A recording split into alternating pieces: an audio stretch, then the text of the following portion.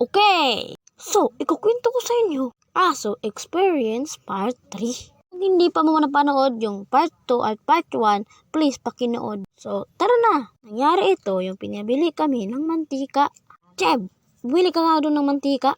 O sige ma, asaan ang pera? Ito ang pera, sa'yo na yung sukli. Yes! Yay! Tara insan, bili tayo ng mantika. Tara, bili tayo ng clover. Tara na! At yun, naglakad na kami papunta sa tindahan. Nung naglalakad kami, dyan may aso insan. Ha, magtago tayo. Kasi sa gilid ng kalsada, maraming mga damo. Sobrang matataas pa nga yung mga damo doon eh. Insan, dito lang tayo magtago. Okay, sige. Tara na. Nagtago kami doon. Insan.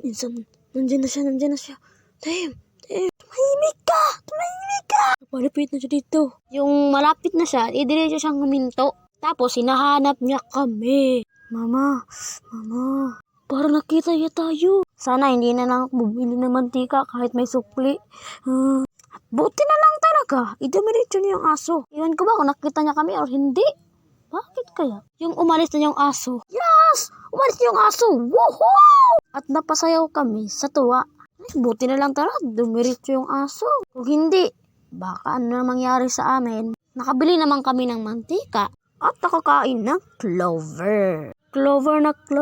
Lahat sisimutin. Uy, bakit yung kinakanta kaya yun? Kung nakaabot ka sa video na ito, salamat talaga.